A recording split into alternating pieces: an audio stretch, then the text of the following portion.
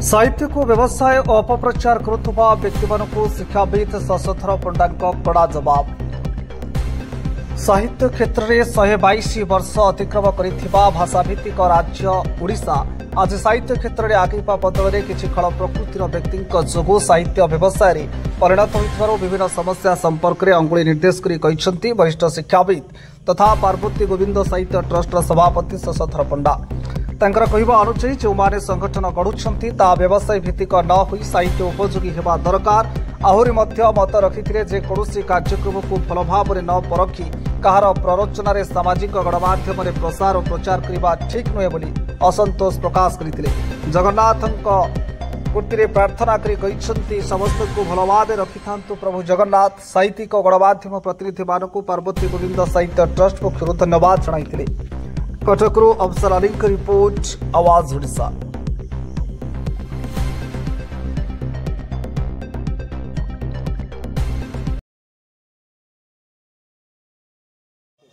शशधर पंडा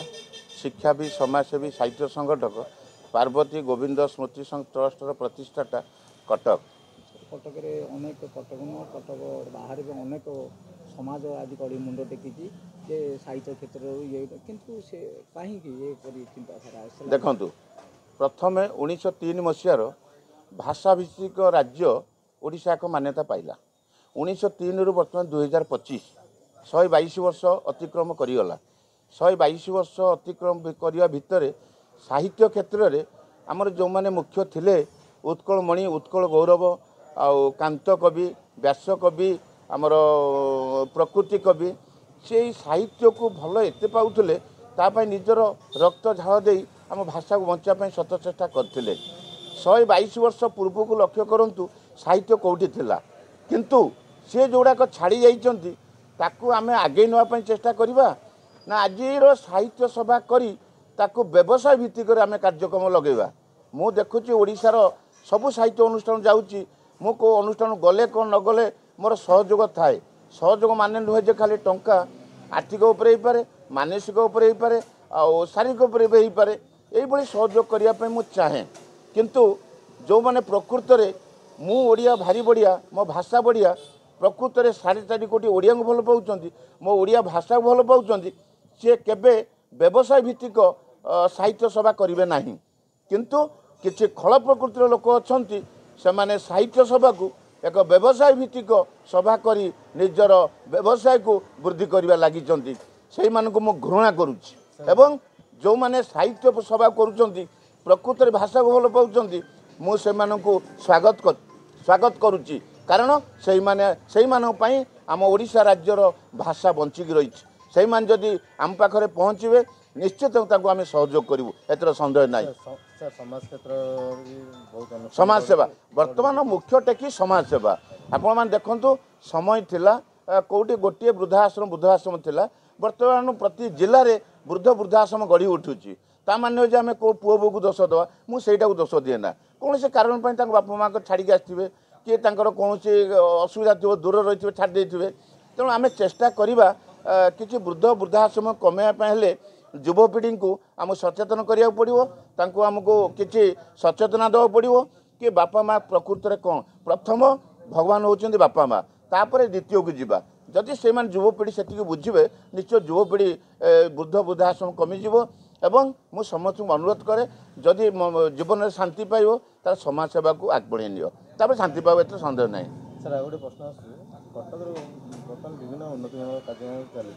पूर्वतन सरकार आरंभ करते वर्तमान सरकार नहीं मु कौन सरकार देवेनि पूर्व सरकार हो वर्तमान सरकार हो 25 वर्ष पूर्व सरकार हो मुझे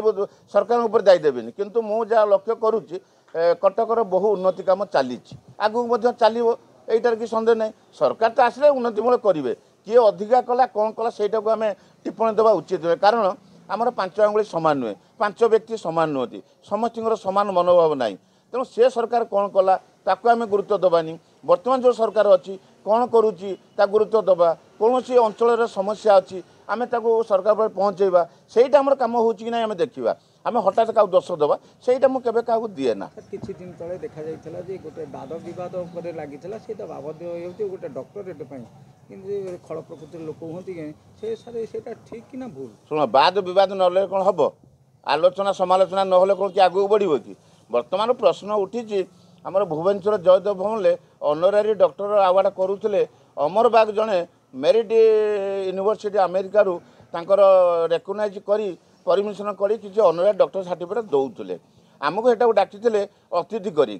तेणु आमको डाकिले किसी मानपत्र संवर्धित करने तेणु आम जाइलु संवर्धित कलु तापर गुजब उठिला 15,000 20,000 टଙ୍କା देई ऑनरारी डॉक्टर सर्टिफिकेट नौकरी किंतु प्रकृति में जो मैंने को प्रचार करुँच तार भितर जाइए तथ्य संग्रह करना यार अर्थ हूँ कौन साहित्य क्षेत्र हो समाजसेवा क्षेत्र हो बा शिक्षा क्षेत्र हो कौन विभिन्न विभाग में जड़े जदि भल कम कर कौन करेंगे यूनिवर्सिटी यार फोटो विजुआल ऑर्गेनाइजर को देवे सी देकी यूनिवर्सिटी प्रोड्यूस करेंगे सी गोटे सिनेट कमिटी रही सी एगुड़ाक सब आलोचना करेंगे कमिटी पकईकि प्रकृत ये व्यक्ति कौन कम कर प्रकृत पाइबार योग्य कि ना हो सारापर सी ऑर्गेनाइजर देवे तुम यहाँ को दे पार तेणु ये बर्तमान ऑर्गेनाइजर अमर बाग जो करुँच प्रकृत में मत आज पठेले से अमेरिका मेरिट यूनिवर्सिटी से परमिशन पाई तेणु जदि से परमिशन न पाई था तापर सरकार पदक्षेप नियंतु जदि परमिशन पाई जो ओडिशार किसी लोक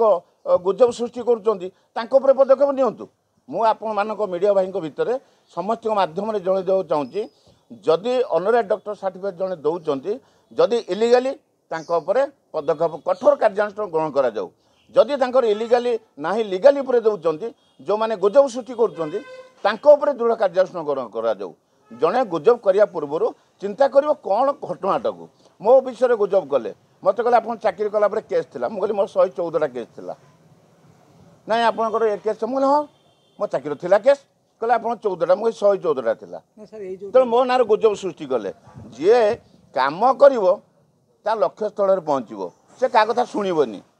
किसी खल प्रकृति लोक रे से भाया गुजब सृष्टि करेंगे कहीं विरोधी ना सरकार चलनी जदि 146टा सीट बीजेपी पाइब गोटे बीजेडी पाइब कहीं विरोधी रमी तेणु आम भितर 5 अंगुली सामान ना कि विरोधी रे विरोधी रही गोटे लोक आगू जीव आज अमर बाग जो करुँच ऑनरारी सर्टिफिकेट ता ना जी गुजब उठिले 3 वर्ष है मुझे जाऊँ अनुष्ठान को से बहुत आगू जाऊँगी कारण से लिगाली अच्छी मुझे अनुमान करुँची